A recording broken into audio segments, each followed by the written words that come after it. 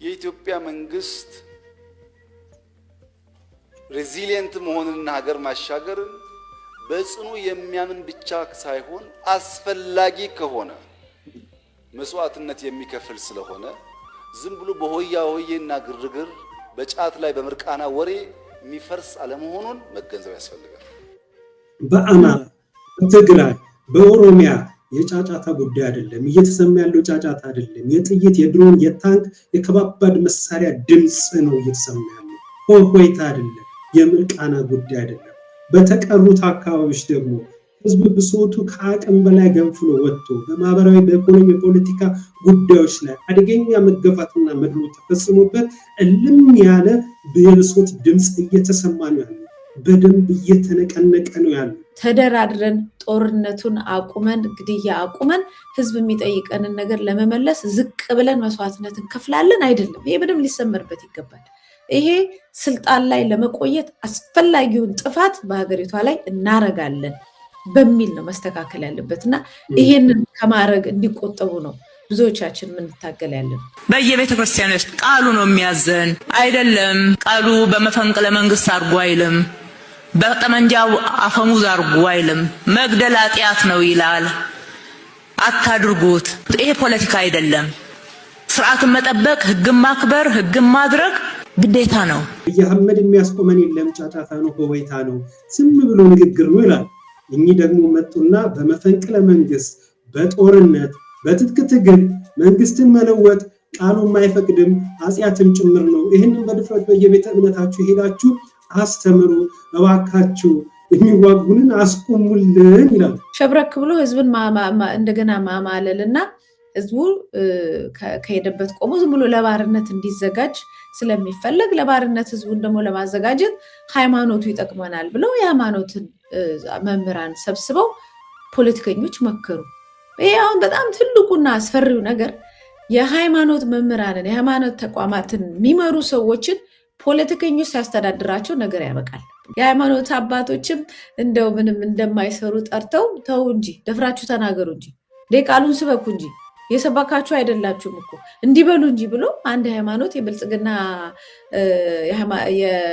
የፖለቲካ ተወካይ ከንቲባ እንዲህ ብሎ ሰብስቦ ትምህርት ሲሰጥ ወይም ስትሰጥ ማየት በራሱ የሃይማኖታችንን መውደቅ ነው የሚያሳየው።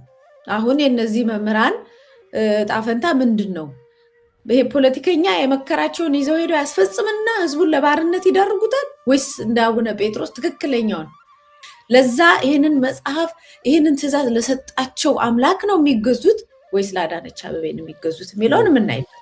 በውጭ የሚኖሩ ሰዎች የሚገርመኝ ሂደት አላቸው። ኢትዮጵያን የሆነ ነገር ያደርጋሉ፣ ይሟገታሉ። መጨረሻ ሲሞቱ ለምን ቅበሩን ይላሉ። ማን ባስጠበቀው ሀገር ነው ማን መጥቶ የሚቀበረው? የጠቅላይ ሚኒስትሩ የማህበራዊ ጉዳይ አማካሪ የሆኑት ዳንኤል ክብረት በሰጡት መግለጫ በውጭ የሚኖሩ ኢትዮጵያውያን በሀገራቸው ጉዳይ እንደማያገባቸውና የቀብር ቦታም እንደማያገኙ ነግረውናል። ምድር ነገ ጠለናት የምንሄደውን ምድር በዚህ ደረጃ ሲኮፈስበት ዛሬ ስልጣን ላይ ነን ብለው እኛንን ሰጪ ነሺ መቀበሪያ አፈርም እኛንን ሰጪ ብሎ አንድ ሃይማኖት ተከታይ ሰው እንዲህ ሲናገር ኢትዮጵያ ያለችበትንም የመከራ ዘመን ማሳያ ነው ብዬ ነው የማስበው። ጣሊያን ኢትዮጵያን ስትወር በህይወት ቆሜ ይህን አላይም ብሎ ወደ ኢትዮጵያ የዘመተውን ጥቁር አሜሪካዊ ፓይለት የጃን ሮቢንሰንን ታሪክ ታውቁት ይሆን? ለካ የእናንተ ኢትዮጵያ ገና 8 ዓመቷ ነው። የአብሯቸው ሲሰራው አብሮ ሲመራው የነበረው ማህበረሰብ በዚህ ደረጃ ሲሰደብና ሲዋረድ ሲናቅና እንኳን አንተ አስከሬን ኢትዮጵያ መግባት አይገባም ሲባል ለዛ ቆሞ መናገሩ በጣም አስፈላጊ ነገር ነው። ግን የጠቅላይ ሚኒስትሩ አማካሪ ኢትዮጵያ የዛሬ 8 ዓመት የተሰራች የኢንዱስትሪ ፓርክ ትመስላችኋለች እንዴ? እንደ ሀገር ያልኖርክባትን ምድር ለመኖር የተከለከልክባትን ምድር ከሞትኩ በኋላ እከለከላለሁ ብለህ ድንገት ሀሳብን ቀይረ መቼም የመንግስት ደጋፊ አትሆንም። እሱን አስበው ከሆነ አላውቅም። እንዲሁ በምን እናሳዝናቸው ካልሆነ በስተቀር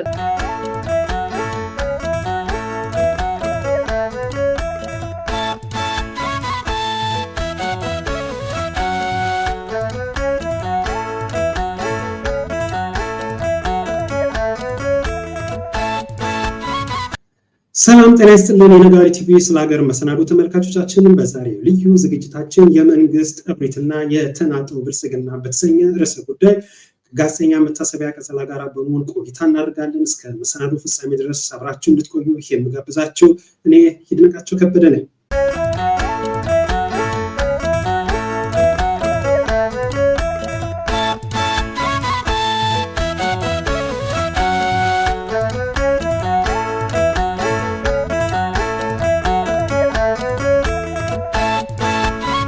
ጤና ይስጥልኝ ጋዜጠኛ መታሰቢያ ቀጸላ፣ እንኳን ደህና መጣሽ። እንኳን ደህና ቆየህ። ጤና ይስጥልኝ ይድነቃቸው። ወደ ዋና ርዕሰ ጉዳያችን የመንግስት እብሪትና የተናጠው ብልጽግና ወደሚለው ከመግባታችን በፊት አርቲስትና አክቲቪስት በብዙዎች በኢትዮጵያውያን ዘንድ የሚታወቀው ታማኝ በየነ አሁን ላይ ያሰራጨው መልእክት አለ። ይሄ መልእክት ደግሞ በቅርቡ ዳንኤል ክብረት እንግዲህ ዲያስፖራ ያለ በውጭ ያሉ ኢትዮጵያውያኖች ምንም አያገባቸውም፣ እኛ በለፋን በደከምንበት እዚህ መጥቶ ሊቀበሩ አይገባም ሲል እጅግ ያው ከያዝነው ርዕሰ ጉዳይ ጋር የሚገናኝ ነው። እብሪት በተሞላበት መልኩ በአደባባይ ያለ እፍረት ማይኩን ጨብጦ መቀበሪያችሁን ፈልጉ ሲል ተናግሮ ነበረ። ይህንን አስመልክቶ ብዙ ባለ ህሊናዎች ይሄ ነገር ተገቢ አለመሆኑን የተለያየ ምላሽ ሲሰጡ ነበር። አሁን ደግሞ አርቲስትና አክቲቪስት በኢትዮጵያ ባለው በአጠቃላይ ሁኔታ ብዙ ዘንድ የሚታወቀው ታማኝ በየነ አንድ ያሰራጨው መረጃ አለ። እሱን እንመለከትና ወደ ዋና ርዕሰ ጉዳያችን እንገባለን። በቅድሚያ የታማኝን መልእክት እንከታተለው እንስማው። መልካም። በቅርቡ የጠቅላይ ሚኒስትሩ የማህበራዊ ጉዳይ አማካሪ የሆኑት ዳንኤል ክብረት በሰጡት መግለጫ በውጭ የሚኖሩ ኢትዮጵያውያን በሀገራቸው ጉዳይ እንደማያገባቸውና የቀብር ቦታም እንደማያገኙ ነግረውናል። ለመሆኑ በምን የስልጣን እርከን ነው አንድ ዲያቆን የብዙ ዜጎችን የዜግነት ድርሻና የቀብር ቦታ የሚወስነው?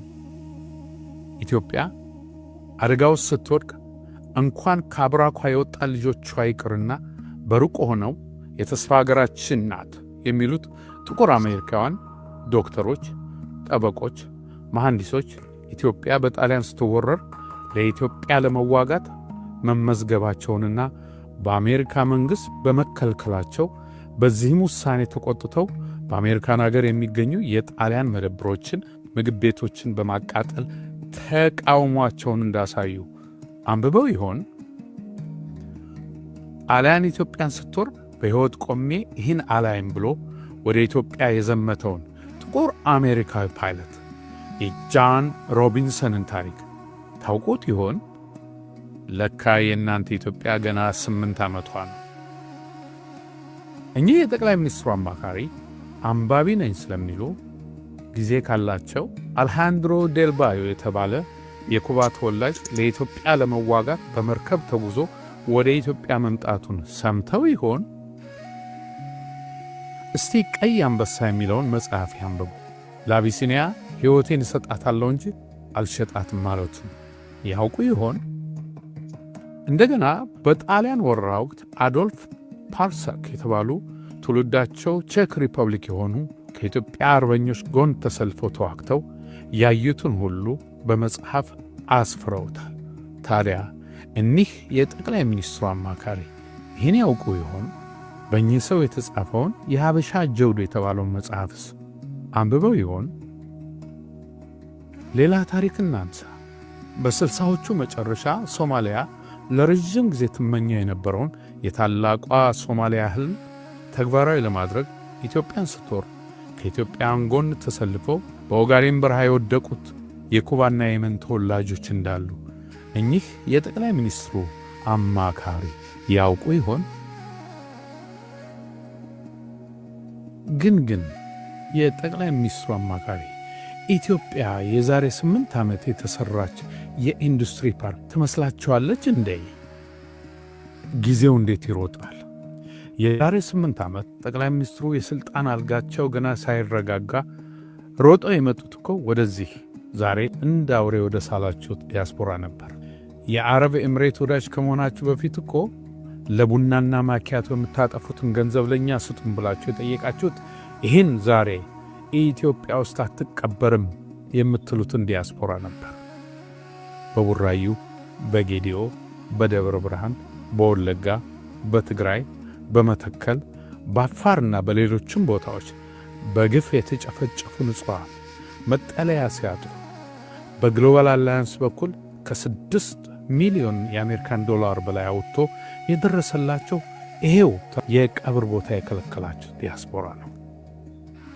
ዲያስፖራው እኮ ሀገር ስትወረር በዲፕሎማሲ፣ ህዝብ አገዛዝ ሲታፈን በተቃውሞ፣ ወገን ሲቸገር በገንዘቡ ሲወጣና ሲወርድ፣ ለአባይ ግድብ ቦንድ በመግዛት፣ ለጣና እምቦጭ ገንዘብ በመላክ፣ ለኮቪድ የሕክምና መሳሪያ በመስጠት የተሳተፈ ነው።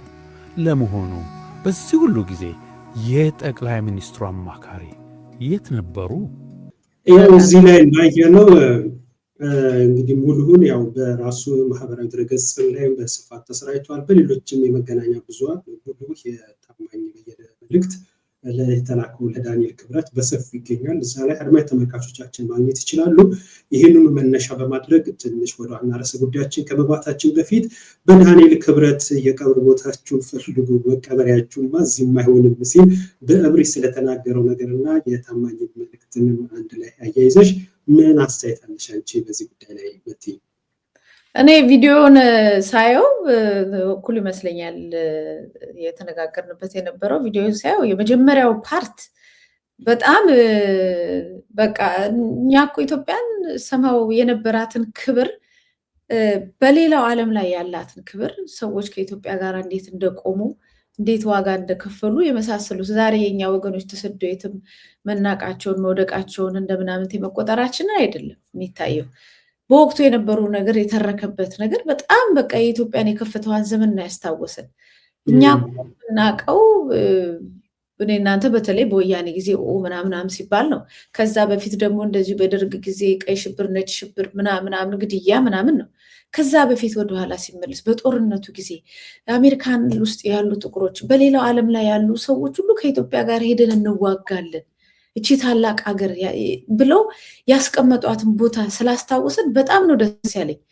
እንደ ሀገርም እንድናውቃት ሀገራችንን በደንብ እንድናውቃት በጣም የሚነዝር ነገር ነው። የኢትዮጵያን ክብር የሚያሳይ ነገር ነው ሁኔታው ማለት ነው። እና ከዛ በኋላ ደግሞ የመጣውን ነገርም ያው እውነታው በደንብ ቁጭ ተብሎ ተነግሯል።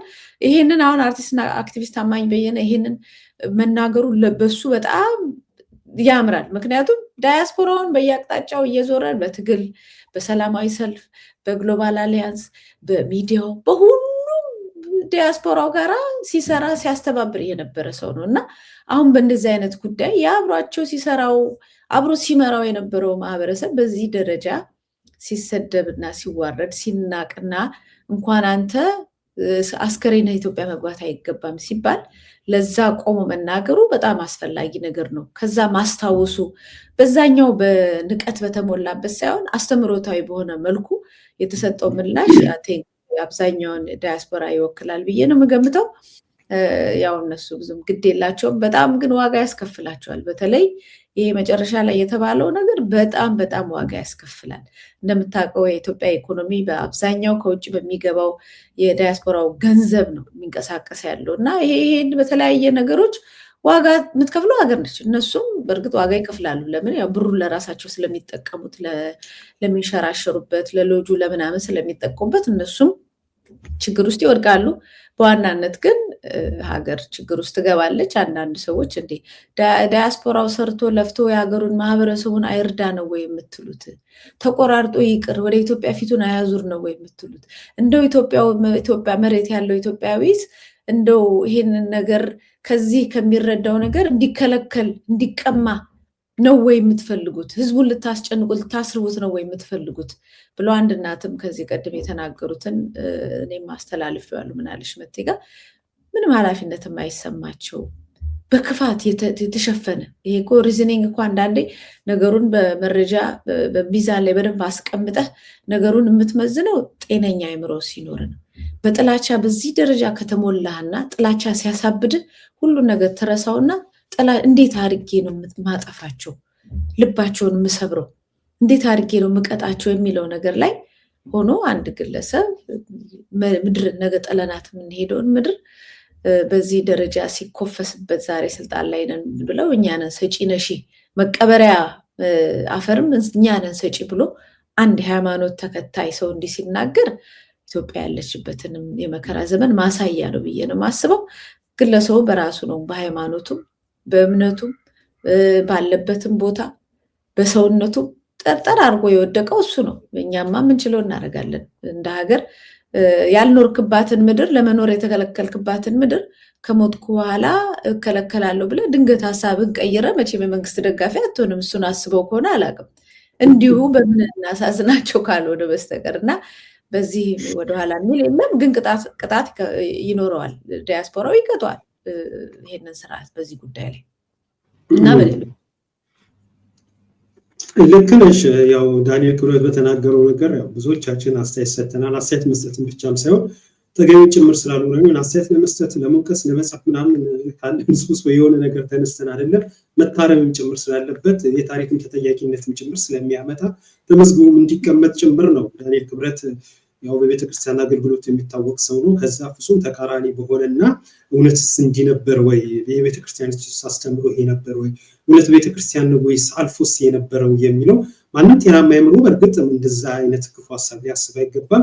ይበልጥ ደግሞ በቤተ እምነት ውስጥ ያለፈ በየትኛው ቤተ እምነት ውስጥ ያለፈ ሰው ደግሞ የሚጠበቅበት ስነ ምግባር አለ፣ የሚጠበቅበት የሆነ አለ በጋራ የምንጠብቅበት ነገር እስልምና የሚሆን ፕሮቴስታንት ብቻ ከሆነ ቤተ እምነት ውስጥ የሚወጣ ሰው የሆነ ነገሩ የታረመ ነው፣ አንደበቱ ንግግሩ ሐሳቡ ትንሽ የተቃና ነው የሚል የብዙዎቻችን ሐሳብ ይማለ ደግሞም እንደዛም ነው ተብሎ የሚገመተው። ከዛም ፍጹም ተቃራኒ በሆነ ኢትዮጵያዊነትን ማስተሳሰብ እጅግ በራቀ መልኩ ጭራሽ መንግስትን በመቃወም መንግስትን እሱን ደግፈውን ፖለቲካ አስተሳሰብ ባለመደገፍ በውጭ ያለ ማንኛውም ኢትዮጵያዊ በሀገሩ መጥቶ ሊቀበር አይገባም ብሎ የቀብር ቦታ እስከ መንፈቅ ደረጃ ይህንንም በኩራትና በእብሪት ማይኩን ጨብጦ ተናግሯል። በእርግጥ በባለፉት 3-4 ዓመታት ዳንኤል ክብረት እንዲህ አይነት እብሪት የተሞላበት ንግግር ሲናገር ይሄ መጀመሪያው አይደለም። ጦርነቶችን በፊት ሆኖ በመምራት በጦርነት ሂደት ውስጥ የሚናገራቸው ቃላቶች እጅግ የሆኑ ተገቢ ያልሆኑ ነገር የሚያስጠይቅ ንግግሮች እስከ መናገር ደረጃ ደርሷል። ይህንንም አይተናል። ምንም እንዳልተፈጠረ ደግሞ ሆኖ ደግሞ ያው የሆነ እርቅም የሆነ ሽምግልና ሲባል ደግሞ አብይ አህመድ ከፊት ሆኖ እያደገደገ የሆነ መዝገቡን ይዞ ዋንጫ ይዞ ለዚህም ከምድርም ከገጽም ልጠፉ ይገባቸዋል እንዲህ ሲላቸው የነበሩት ሰዎች ጋር እጅ እየነሳም እየጨበጠም ዝቅ ከፍም እያለ ካለብን የሚሉንታ አይተነዋል፣ ተመልክተነዋል። የዳንኤል ክብረት ስብዕና እዚህ ደረጃ ላይ ነው። በእርግጥ የስርዓቱንም ጭምር መስታወት ማሳያም ነው የሚሆነውና ይሄን ለሚሉት ነገር ዋጋ ይከፍሉበታል። በትውልድም የሚቀመጥ ነገር ነው የሚሆነው። ይሄ በቀላሉ የሚታለፍ ነገር አይደለም። እናም ታማኝ በየነ ይሄንን ሲል ምክንያት አለው።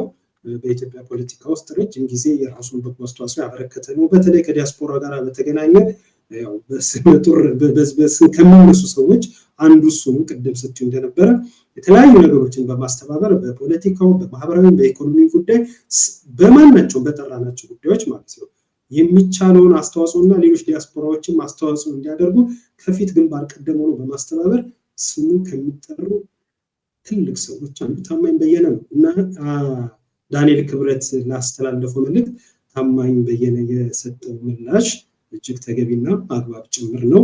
ያው አድማጭ ተመልካቾቻችን በዚህ ጉዳይ ላይ የራሳቸውን ሐሳብና አስተያየት ሲሰጡ ነበር። እንግዲህ ታማኝ ያስተላለፈውን መልእክት በተመለከተ ያው ቀደም ብዬ እንደገለጽኩት በራሱ የሶሻል ሚዲያ እና በተለያዩ አማራጮች ያ ሐሳቡ ስላለ እዛ ላይ መከታተል ይችላሉ። ወደ ዋና ርዕሳችን ልግባ። ከዚሁ ጋር በተያያዘ ነው የመንግስት እብሪትና የተናጠው ብልጽግና። አብይ አህመድ በህዝብ እንደራሴዎች ምክር ቤት እጅግ እብሪት በተሞላው መልኩ አንድ ያደረገው ንግግር አለ። እሱ ሰማና የዕለቱ ዋና የመወያያ ርዕሳችን ነው። ወደዛ እናመራለን። እስኪ አብይ አህመድን እብሪት እናዳምጥ። የኢትዮጵያ መንግስት ሬዚሊየንት መሆንንና ሀገር ማሻገርን በጽኑ የሚያምን ብቻ ሳይሆን አስፈላጊ ከሆነ መስዋዕትነት የሚከፍል ስለሆነ ዝም ብሎ በሆያ ሆዬና ግርግር በጫት ላይ በምርቃና ወሬ የሚፈርስ አለመሆኑን መገንዘብ ያስፈልጋል።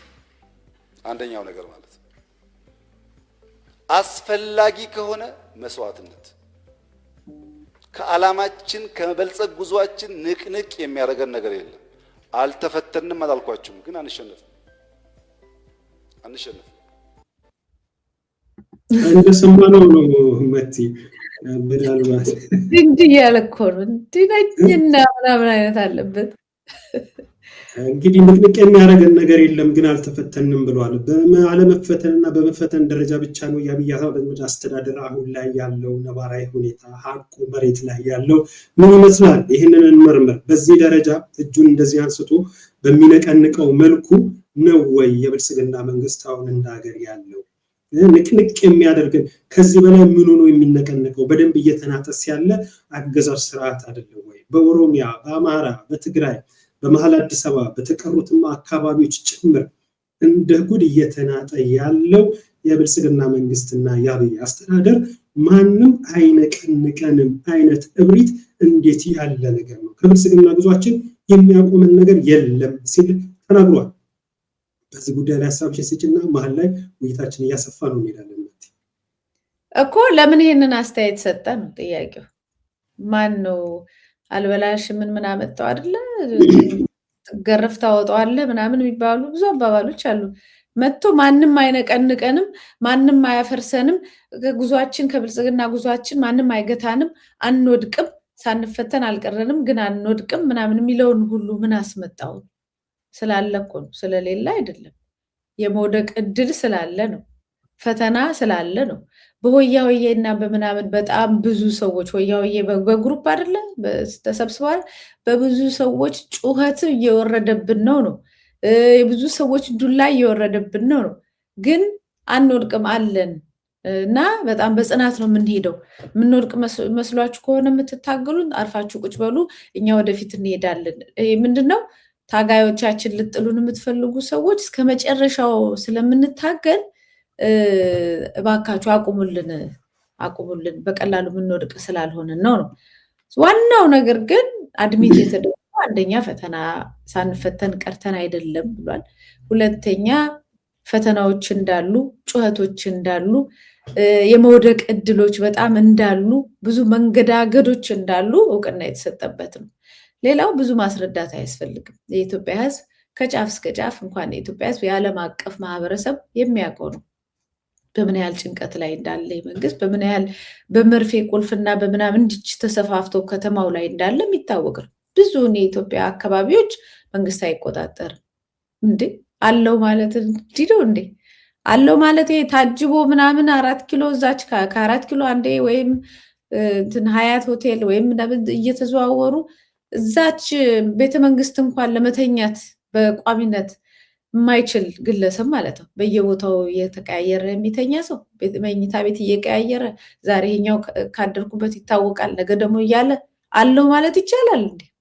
ከንቱ ነው እኮ አለው ማለት እኮ ከንቱ ነው። በእንደዚህ አይነት ሁኔታ እና ብድግ ብሎ ተነስቶ መቀሌ ደርሶ መምጣት ይችላል እንዴ?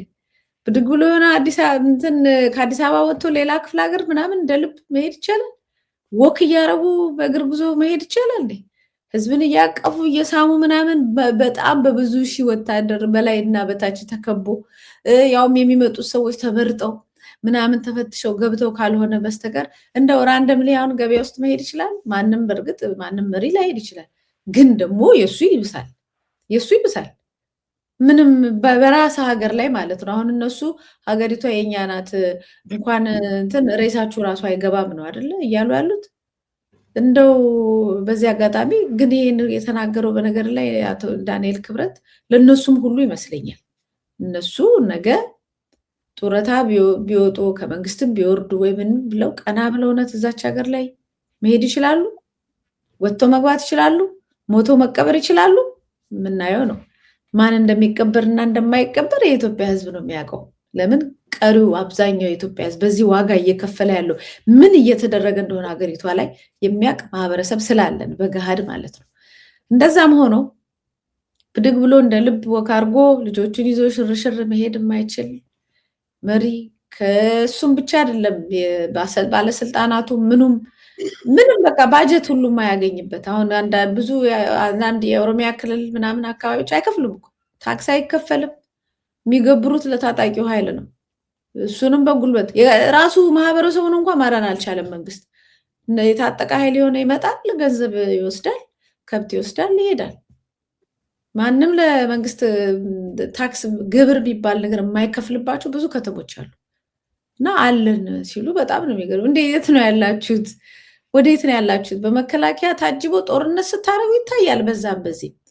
ጦርነቱ ደግሞ ያው እንደሚታወቀው ምርኮም በጣም እየበዛ ነው፣ በጣም እየገባ ነው ወደዛ አቅጣጫ እና አለን ማለት በጣም ከንቱ ይመስለኛል። ልክ እኮ ይሄ መንግስት አይነቃነቅም አለን ማለት እኮ ልክ አሁን ባለው ጦርነት ነዳጅ አልቆብናል፣ ነገር ግን ነዳጅ እያመረትን ለውጭ ሀገር እያከፋፈልን ነው ብለው እንደሚናገሩት አይነት ማለት ነው። ወይም ከሆነ ከነገ ጀምሮ ነዳጅ እንቀዳለን ምናምን። በቃ ይሄ ከስከዛሬ ከመጡት ውሸቶችና ቅጥፈቶች ጋራ እኩል የሚሄድ መረጃ ነው ልል ፈልጌ ነው። በዚህ አጋጣሚ የወጣ ዜና አለ አሁን እና ምንድነው የሚሉት እኛ በዚህ የነዳጅ እጥረት ሊገጥም እንደሚችል ስለምናቅ ቀድመን የተዘጋጀን ሰዎች ነን ምናምን ሲሉ፣ ወይኔ ነዳጅ አስቀምጠዋል ማለት ነው የተባለው ነዳጅ አገኘን የተባለው ውስጥ ለውስጥ እየተሰራ ነው ማለት ነው ምናምን ብዬ ወደ ታች በደንብ እንትን ስል የኤሌክትሪክ መኪና ብቻ እንድታስገቡ የጠየቅናችሁ ለዚህ ነበር ይላሉ። በጣም እኮ ነው የሚገርመው እኮ የኤሌክትሪክ በራሳቸው በትልቅ ሚዲያ ነው ደግሞ እንትን ያሉት እና የኤሌክትሪክ እንትን ኢንቫይሮንመንት ተኮር የኤሌክትሪክ እንትን መኪናዎች ምናምን ያለው ለዚሁ ነበር አሉ። አውቀው ነበር እነሱ ናቸው ጦርነቱን ያስጀመሩት ወይስ ምን አስበው ነበረ? እና በጣም ነገር ለኢንቫይሮንመንት ምናምን እሺ አሉ። እሱም ለኢትዮጵያ ፕራክቲካል አይደለም። እኛ የአባይ ግድብን ምናምን ቶሎ ጨርሰን ኤሌክትሪክ ኃይል ምናምን የት አለ? ኤሌክትሪክ ኃይል አለ ወይ? ኢትዮጵያ አላት ወይ?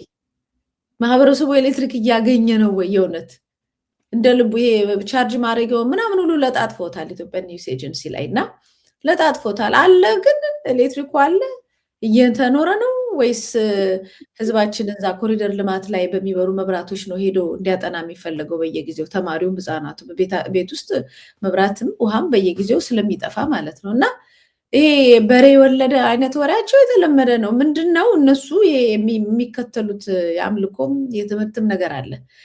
እንደዚህ ነው ብለህ እመን፣ አምነ ተናገረው፣ ከዛ እሱ ነው እውነት የሚሆነው የሚሉት ነገር አለ። ለዚህ እኮ ነው በየጊዜው እየመጡ አይተን ማናውቀውን ነገር ድንገት የሚነግሩ። በቃ ስለተናገሩ የሚሆን እየመሰላቸው ይሄው ግን አልሆነም። ይሄው የት አለ ኤክስፖርት ድንቹን ለኤክስፖርት እያደረግን ነው ያሉ ይላሉ። የትኛው የሀገራችን ማህበረሰብ በጣም በችግር ላይ እንዳለ ግን አያውቁትም። ይሄንን ስለካዱት ብቻ የሚቀየር ይመስላቸዋል። እና አሁን እዛ ላይ ሆኖ ማንም የሚነቀንቀን የለም የሚለውም እየተነቀነቅን ያለ ነው አለን ማንም ይነካን የለም በማለት የሚቀጠል መስሏቸዋል። ከዚህ ቀደም የነበሩትን ሰዎች ማየት በጣም ጥሩ ይመስለኛል። እያዩ እየተማሩ ቢመጡ ጥሩ ነው። ይሄ ከዚህ ከሆነ ባብል ውስጥ ከሆነ ዳመና ላይ ምናምን ወረድ ብሎ ወደ መሬት ህዝቡን ቢያዩት ያለበትን ችግር የሚጠላቸውን የጥላቻ መጠን በሀገሪቱ አይታ የማታውቀውን የታጣቂ አይነት በሁሉም አቅጣጫ በሀገሪቷ ሙሉ ይሄ ሁሉ እኮ መንግስትን ነው የሚዋጋው። ማንን የሚዋጋ መስሎታል? እና በቃ ፉከራ ዝም ብሎ ጮክ ብሎ የመፈክር ነገር ብቻ ይመስለኛል። ልክ ነሽ መቲ። ግን ከተናገረው ነገሮች ውስጥ ለምሳሌ በወይወታ በምርቃና በጫጫታ የሚሆን ነገር የለም እና የሚነቀንቀንም ነገር ማናችንም አንዳችን ነገርም የለም ሲል ነው አብይ አህመድ እየተደመጠው። ሆኖም ግን እውነት የምርቃና የጫጫታ የወይወታ ነው ወይ እስካሁን ያለው የኢትዮጵያ ነባራዊ ሀቅ ፖለቲካ? ይህንን እስኪ እንመርምር።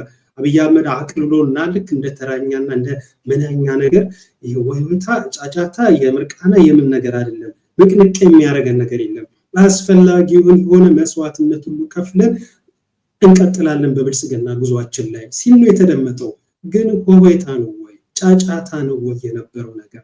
በእነዚህ በሶስት ትልልቅ ክልሎች ላይ በአማራ፣ በትግራይ፣ በኦሮሚያ የጫጫታ ጉዳይ አይደለም እየተሰማ ያለው ጫጫታ አይደለም። የጥይት የድሮን የታንክ የከባባድ መሳሪያ ድምፅ ነው እየተሰማ ያለው።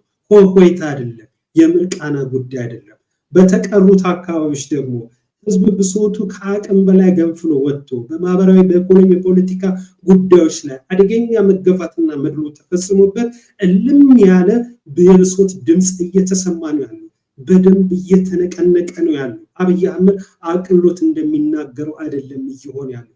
ተቸግሮ ሁሉ በአማላጅም በሽማግሌም ለይስሙላ እያደረገ ያለው ነገር እንዳለ ሆኖ መሬት ላይ ያለው ሀቅ ሆኖ ሳለ አሁን ላይ ግን ተወጥቶ ለደጋፊዎችና ለራስ እርካታ ሲባል ብቻ በዚህ ደረጃ አብይ አህመድ ያወራው ወሬ እውነት የሆነ መሬት ላይ ያለ ሀቅ አይደለም። ነባራዊ ሁኔታ ከዚህ በእጅጉ የተለየ መልኩ ነው። የጫጫታ ጉዳይ አይደለም። እልም ያለ ጦርነት ውስጥ በሶስቱ ኦሮሚያ፣ አማራ፣ ትግራይ በተቀሩት አካባቢ ልክ እንደዛው በሰላማዊና በህጋዊ መንገድ የሚንቀሳቀሱ ደግሞ ሀቀኛ ፓርቲዎችና ሌሎች ፖለቲከኞች ደግሞ በቻሉት ሁሉ አቅም ከጫጫታና ከወይታ ከመርቃና ምሱ እንደሚሉ ባለፈ መልኩ መሬት በወረደ የአቅማቸውን እየተወጡበት ያለ የሀገራችን መሬት ላይ ያለ ፖለቲካዊ ሀቅ ነው። አብይ አህመድ ግን በእብሪት በተሞላ መልኩ ይሄንን ሀቅ ሽምጥጥ አድርጎ ክዶ እንደ መነኛና እንደ ተራ ነገር ያቀረበው ነገር አለ። ይሄ ነገር ፍጹም ሐሰት ስለመሆኑ እኔ ወጥቼ በመናገሬ አንቺ በመናገርሽ የምናረጋግጠው ነገር አይደለም። በእያንዳንዱ ኢትዮጵያዊ የሚረጋገጥ ሀቅ ጭምር ስለሆነ ከኢትዮጵያም አልፎ በዓለም አቀፍ ማህበረሰብ ዘንድ በኢትዮጵያ እየተፈጸሙ ስላለው ነገር ስለሚከታተሉ ድርጅቶችን ተቋማቶችን ጭምር የተረጋገጠ ነው። ሌላውና ትልቁ ነገር ከብልጽግና መንገድ ጉዟችን ንቅ የሚያደርገን የለም። አስፈላጊ መስዋዕትነት እንከፍላለን። ከዚህ በላይ ምን አይነት መስዋዕትነት ነው?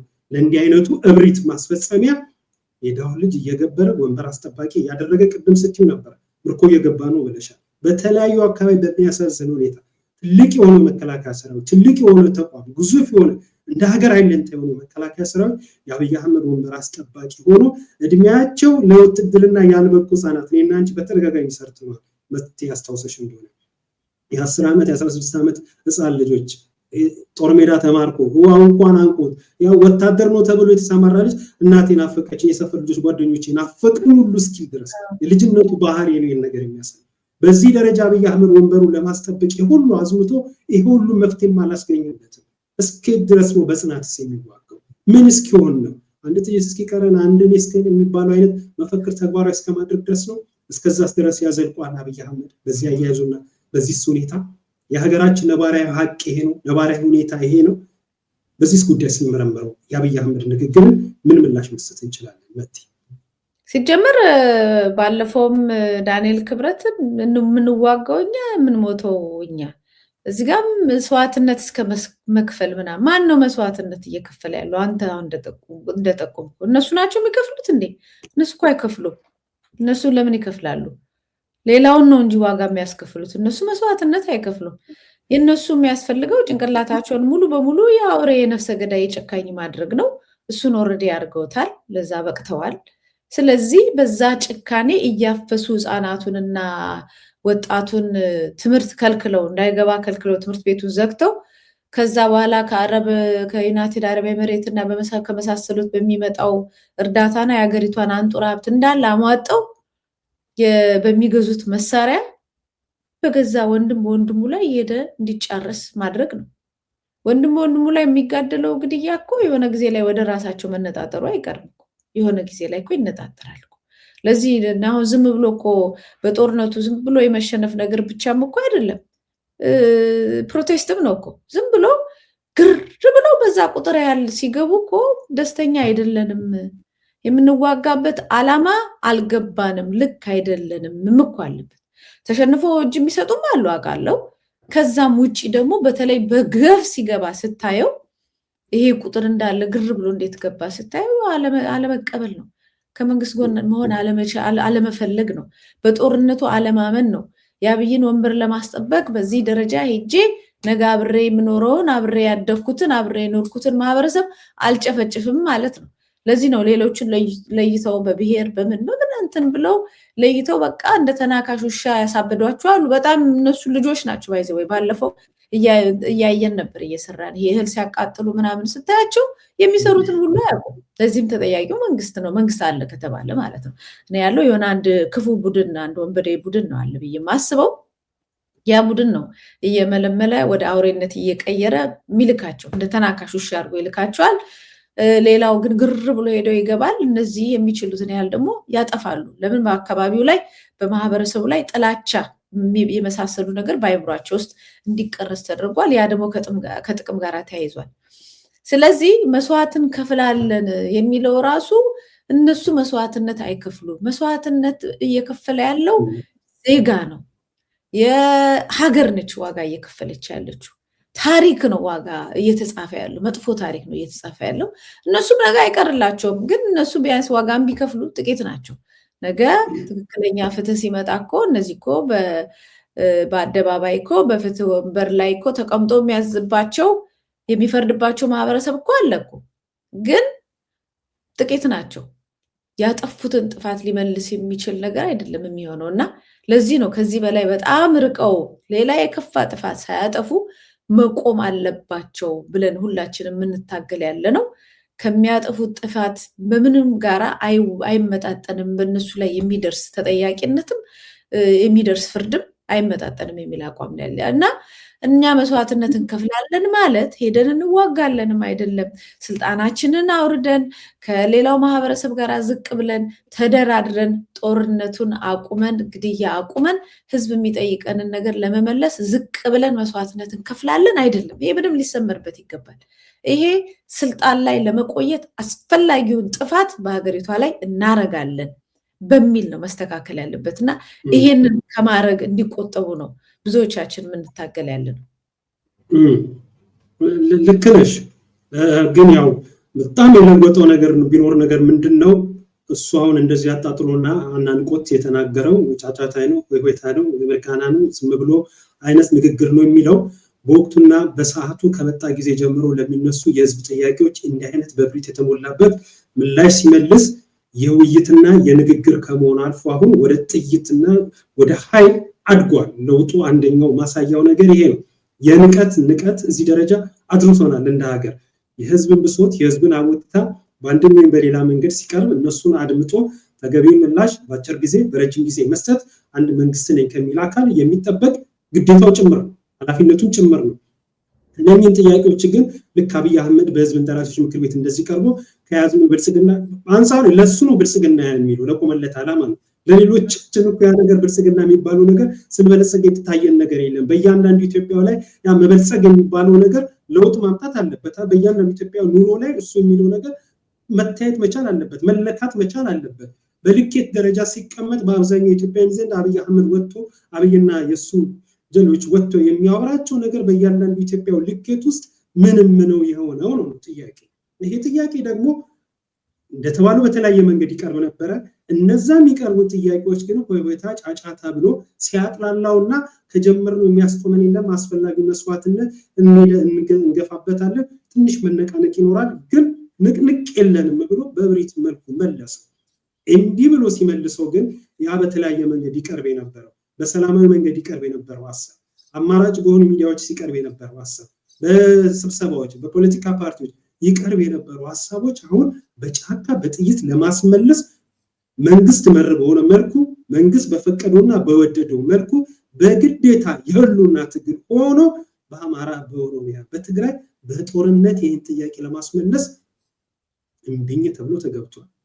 በዚህም ምክንያት መንግስት ከፍተኛ ያው መንግስት በስርዓተ ትግል ውስጥ ይባልና የአብይ አስተዳደር መንግስት አሁን ሰዓት ላይ እጅግ አጣብቂ በሆነበት ሁኔታ የሶስት ወርና የሁለት ወር ለአቅመ ውትድርና ያልበቁ ምልምል ወታደሮችን ከዚህም ሰብስቦ እያመጣ እየማገደ ለሱ ወንበር ማስጠበቂያ እያደረገ ነው። አሁን ላይ ደግሞ ሌላው እጅግ አበረታችም በአገዛዙ ስርዓት በኩል ደግሞ ቅስም ሰባሪ የሆነው ነገር ምንድነው? በእንዲህ መልኩ ለማማገድና ለስልጣን ማስጠበቂያ ተብሎ ወደዛ የሚገቡ ወታደሮች ራሳቸውን እያዳኑ ከሰፊው ህዝብ ጎን እየቆሙ ነው ያሉት። ወጥተው ምስክርነትም እየሰጡ ነው ያሉት። ለማንም ስንል አንሞትም፣ እየሆነ ያለው ነገር እርስ በርስ ለማፋጀትና የመንግስትን ስልጣን ለማስጠበቅ ነው ብለው ቃል ምስክርነታቸውን ሲሰጡ ነበር። ከዚህ ቀደም በሰራናቸው ቪዲዮዎች እንዲሁም ደግሞ ከጻፊና ትንታኝ ፖለቲከኛ ገለታው ዘለቀ ጋር አንድ የሰራነው ፕሮግራም አለ። አድማጭ ተመልካቾቻችን ከሰሞኑ በሰራነው ፕሮግራም እዛ ቪዲዮ ላይ እኔ አይደለም ወታደሮቹ ወጥተው ነው ይሄን ምስክርነት ሲሰጡ ነበር። በዚህ ደረጃ ተወጥቷል እና የአብይ አህመድ እብሪት በእኔ መልኩ ውሃ በላው ነው የምለው እና አሁን ጌታቸው ረዳ ከዚህ በፊት ኤርዶጋን አድነ ምናምን ሲል የተናገረው አንዱ ለኛ ንግግር አለና ያውን አብይ አህመድ ከገባበት እብሪት ወጥቶ እሱም ሆነ በዙሪያው ያሉት ሰዎች እነሱም እንደ ሀገር ሁላችን ምንድንበት ነገር ላይ ቢያተኩር የተሻለ ነው። ይሄ እብሪት የትም አያዋጣም። ተያይዘን እንጠፋለን ከሆነ እንዲህ ነገር አይኖርም። ተያይዞ የሚጠፋ ነገር የለም። ሁሉም ባጠፋችሁ ልክ በእጁ የሚጠየቅበት ጊዜና ወቅት ላይ ነው እየደረስን ያለን።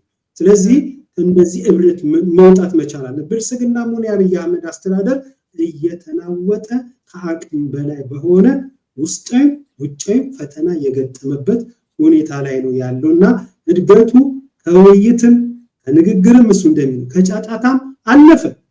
አሁን በአቻነት በእኩል ደረጃ በጦርነት ሆኗል ጥያቄውን ለማስመለስ።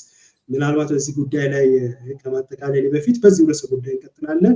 አብይ አህመድ ከእንትን የሚያስቆመን የለም በጫጫታ ምናምን ሲል ልትጸልዩ ይገባልናል ደግሞ ስትል ወይዘሮ አዳነች አቤቤ አንድ የሰራችው ሃይማኖት አባቶችን ሰብስባ ትምህርትም ስብከትም የሰጠችበት አንድ ቪዲዮ አለ። እሱን እንመለከታለን። ግን ከዛ በፊት በዚህ ጉዳይ ላይ ማጠቃለያ ወይ ሀሳብ ካለሽ በአብይ አህመድ ንግግር ላይ? አይ ጥሩ አድርገህ ሰመራይዝ አድርገዋል። እስቲ ወይዘሮ አዳነች አቤቤ አሁን ወደ መጋቢት እንበላት ሃይማኖትን ደግሞ እያስተማረች ስለሆነ እሱ ሰምተን ብንመለስ ጥሩ ነው። መልካም እሱ ለኔውስ አትፍሩ፣ የሚፈራ ፈጣሪ ብቻ ነው። አትፍሩ፣ ሰው ቃሉ ነው የሚያዘን የሚል ደፋር በየቤተ ክርስቲያኑ ውስጥ ቃሉ ነው የሚያዘን አይደለም። ቃሉ በመፈንቅለ መንግስት አርጎ አይልም፣ በጠመንጃው አፈሙዝ አርጎ አይልም። መግደል ኃጢአት ነው ይላል። አታድርጉት። ይሄ ፖለቲካ አይደለም። ስርዓቱን መጠበቅ፣ ህግን ማክበር፣ ህግን ማድረግ ግዴታ ነው። ቤተ እምነቶች ላይ አስተምሩት የሚገባ ነው። የቱ ጋ ነው እስኪ የትኛው ወንጌል ወይም ደግሞ አስተምሮ እንደሚከለክል መነጋገር እንችላለን። ተጽዕኖ አይደርስባችሁም እያልኩ አይደለም። እንዲስል ማን ይጋፈጠው ነው። እንጋፈጠው። ብዙ የሚጋፈጥ እየበዛ ሲሄድ እኮ ያይዳከማል። ችግሮች እንዲፈቱ የሚጣጣር ከሌለ ያኛው የሚያጠፋው እየጎለበተ ይሄዳል።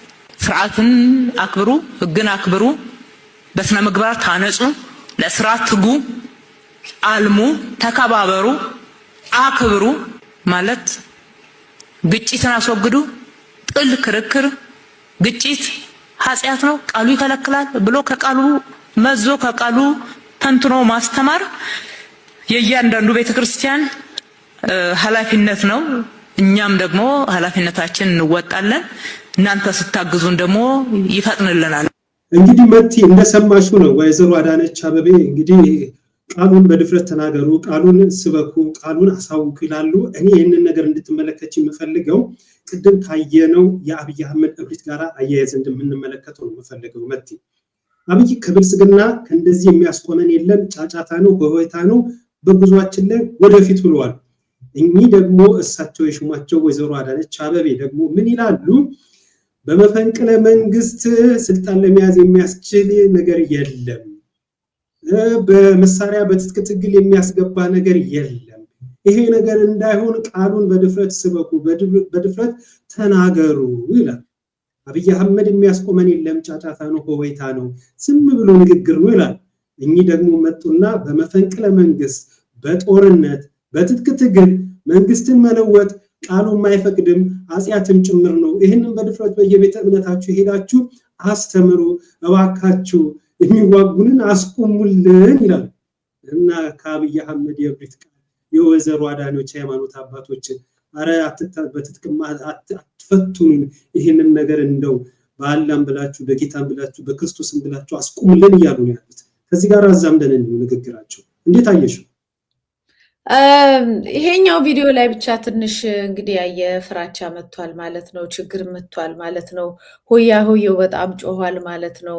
ጫጫታው የተባለው ነገር ወደ ይሄ እንዳልከው አንተም ከድምፅ ጫጫታ በላይ የጦርነት የጥይት ጫጫታ ሆኗል። ይሄ ስላስፈራቸው ወጥተው ሰብስበው ጠርተው እንደዚህ ብላችሁ ህዝቡን አስቆሙልን እያሉ ነው ያሉት እንጂ እንደዚህ አይነት ነገርማ ባይኖር ኖሮ ራሱ ወይዘሮ አዳነች አቤቤ በጣም የተለያየ ቦታ ላይ እብሪት የተሞላበት ንግግር ሲደረግ አልሰማንም እንዴ? የትኛው ቦታ ላይ ነው እንደዚህ አይነት ትህትና እና ልመና በሚመስል ነገር የቱ ጋር ነው አይተህ የምታውቀው? አንዳንዴ ለስራው ሲባል ለዲፕሎማሲ ሲባል ብዙ ሰውን ለማማለል ሲባል የሚደረጉ ነገሮች አሉ። የፖለቲካ ስራ ናቸው፣ እናውቃቸዋለን። ከዛ ውጭ ግን ብዙ በደንብ በድንፋታ የተሞላ ንግግር በየጊዜው ነው የሚወጣው። ይሄ ራሱ ለከንቲባዋ ራሱ እንትን ነው፣ ኖርማል አይደለም ነው የምልህ።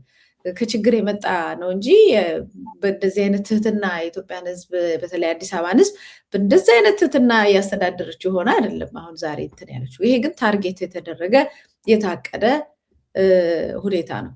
በቀደም እንደዚሁም በዲያስፖራ ላይም እንደዚሁ ተቃርኖ የሚመስል ነገር ዳንኤል ክብረት እንደዚያ አዳነች አቤቤ ደግሞ አይ እንደ ዲያስፖራ ወገናችን ነው አይነት ነገር ኮመንት ተደርጓል። ምክንያቱም ጉዳት አለው። አየህ ጉዳቱ የሚታየው አሁንም ከባድ ጉዳት አለ፣ ጉዳትም እየመጣ ነው። ስለዚህ ሸብረክ ብሎ ህዝብን እንደገና ማማለልና ህዝቡ ከሄደበት ቆሞ ዝም ብሎ ለባርነት እንዲዘጋጅ ስለሚፈለግ ለባርነት ህዝቡን ደግሞ ለማዘጋጀት ሃይማኖቱ ይጠቅመናል ብለው የሃይማኖትን መምህራን ሰብስበው ፖለቲከኞች መከሩ። ይሄ አሁን በጣም ትልቁና አስፈሪው ነገር የሃይማኖት መምህራንን የሃይማኖት ተቋማትን የሚመሩ ሰዎችን ፖለቲከኞች ሲያስተዳድራቸው ነገር ያበቃል። ሃይማኖት ትሞታለች ማለት ነው። በተቃራኒው ነው የሚሆነው።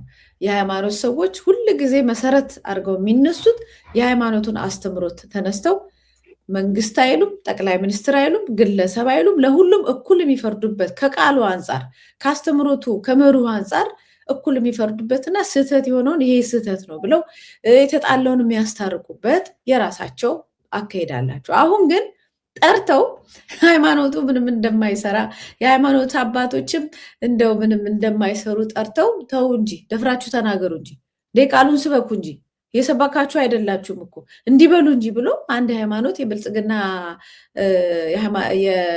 የፖለቲካ ተወካይ ከንቲባ እንዲህ ብሎ ሰብስቦ ትምህርት ሲሰጥ ወይም ስትሰጥ ማየት በራሱ የሃይማኖታችንን መውደቅ ነው የሚያሳየው። መውደቅ የግለሰቦችን ይቅርታ መት አንድ ላይ እንድትዩ ብዬ ነው። እሱ ብቻ እኮ አይደለም። የትኛውስ አስተምሮት ቃል ነው በመፈንቅለ መንግስትን አትገልብጡ፣ በአመፅ አትሳተፉም፣ ተሳተፉ፣ በመፈንቅለ መንግስት ቀይሩም አትቀይሩም የሚል የትኛውስ ሃይማኖት አስተምሮት ሆኖ ነው እሳቸው ይህንን ብሎ በየቤተ እምነታቸው ይህንን አስተምሩ ብሎስ መመሪያ የሚሰጡት? ይቅርታ ስላቋረጥኩሽ። እሱማ ፖለቲካ ነው። እሱ እኮ ፖለቲካ ነው። ኦፍኮርስ ጣሊያኖቹ መጥተው አቡነ ጴጥሮስን ህዝቡ እንዲገዛ ገስጹልን አሉ። እሳቸው ደግሞ ወጥተው እንዳትገዛ ባሪያ እንዳትሆን አውግዣለሁ ብለው ሄዱ። አሁን የነዚህ መምህራን ጣፈንታ ምንድን ነው? ይሄ ፖለቲከኛ የመከራቸውን ይዘው ሄደው ያስፈጽምና ህዝቡን ለባርነት ይዳርጉታል ወይስ እንደ አቡነ ጴጥሮስ ትክክለኛውን የሰው ልጅ ነፃ ሆኖ እንደተፈጠረ ነፃ ሆኖ ተከብሮ እንዲኖር፣ ክርስቲያኖች ከሆኑ ደግሞ ክርስቶስ መጥቶ የተሰቀለው ለነ ዳንኤል ክብረት ላለው አፈርም መሬትም አይደለም ለሰው ልጅ ነው።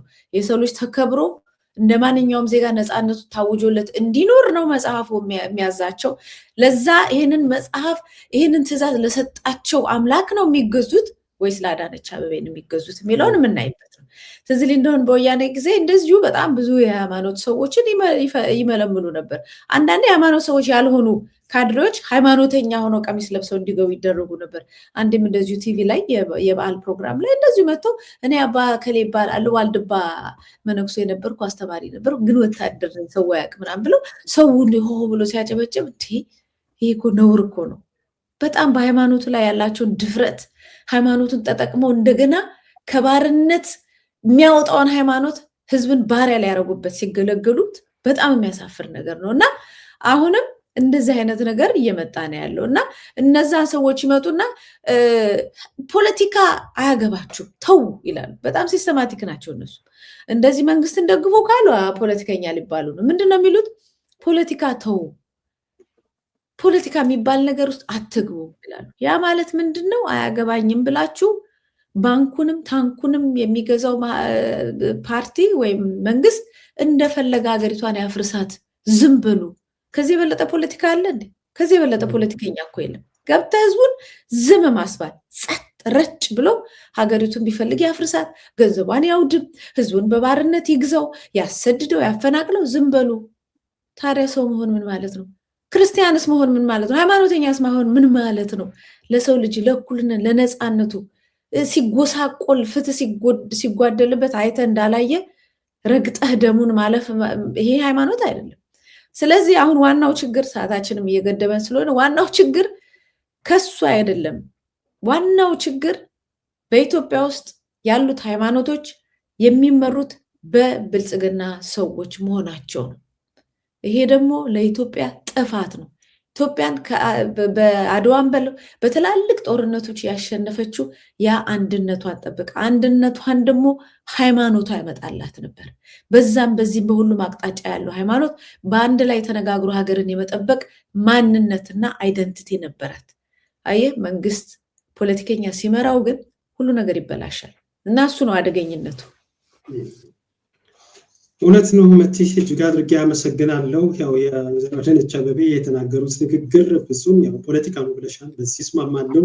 ግን በጣም የሳቱስ ነገር ቢሆን ሴርኩላር ማለት መንግስት በሃይማኖት ሃይማኖትን በመንግስት ጣልቃ የሚገባ ነገር አይደለም። የእሳቸው መንግስት ለማጽናት ሲሆን በመንግስትን በአመፅ መገልበጥ አይቻልም ብላችሁ በየቤተ እምነታችሁ ሄዳችሁ ስበኩ፣ በትጥቅ ትግልም እንቅስቃሴ አይቻልም ብላችሁ ስበኩ ብሎ ትእዛዝ መስጠት ሃይማኖት አባቶችን ቁጭ አድርጎ ይሄ ፍጹም ተቃርኖ ያለበት ነገር ነው። በህገ መንግስቱ የሚሆነው በሃይማኖትም ጭምር የማይፈቀድ ነገር ነው። እንዳልኩሽ ሁለቱም ሐሳብ በየትኛው እምነት ውስጥ አይፈቀድም። አስተምሮቱም የለም። መንግስትን በአመፅም ገልብጡ የሚል ሃይማኖት አስተምሮት የለም። እንደገና መንግስትን በአመፅም አትገልብጡ እና አሁን ቤተክርስቲያን ማይክ ጳጳሶቹ ወይ ደግሞ ዲያቆናቱ ወይ ሰባኪያን በሰርክ በምናምን ላይ አውደ ምሕረት ላይ ወጥተው በመጪው ግንቦት በሚካሄደው ምርጫ ተሳተፉ፣ የምትመርጡትን ነዶ ስንደዶ ነው፣ በዚህ በኩል ጣት ነው ምናምን ብሎ እንዲሰብኩ ተፈልጎ ነው ነገር እና ፍጹም ስህተት ነው። ጭንቅ ነው ይሄን ነገር የተናገሩት፣ ተጨማሪ ስህተት ነው የፈጸሙት።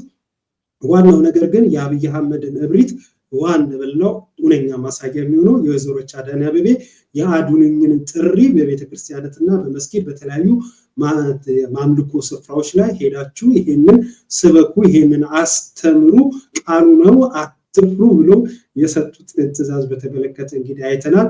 በሁለቱም ቪዲዮዎች ላይ ቀድመን ባሰራጨናቸው በተለያዩ መረጃዎች ላይ አድማጭ ተመልካቾቻችን ይጠቅማል ይሆናል ያሉትን ነገር እንዳገኙ ተስፋ አድርጋለሁ። ጋዜጠኛ መታሰቢያ ቀጸላን ለሰጠሽ ማብራሪያና ትንታኔ በነጋሪ ቲቪ ስም እንዲሁም በእኔም ስም እጅግ አድርጌ አመሰግናለሁ። ክብረት ይስጥልኝ ጋዜጠኛ መታሰቢያ ቀጸላ። እኔም አመሰግናለሁ በጣም። ተመልካቾቻችን ያነሳነው ርዕሰ ጉዳይ ላይ ይጠቅማል ይሆናል ያላችሁትን ነገር እንዳገኛችሁ ተስፋ አደርጋለሁ። በሌላ መሰናዶ ዳግም እስክንገናኝ ድረስ በሰላም ቆዩኝ እንላችሁ ይህን መሰናዶ ይዤላችሁ የቀረብኩት እኔ ሂድነቃቸው ከበደ ነኝ። ሰላም።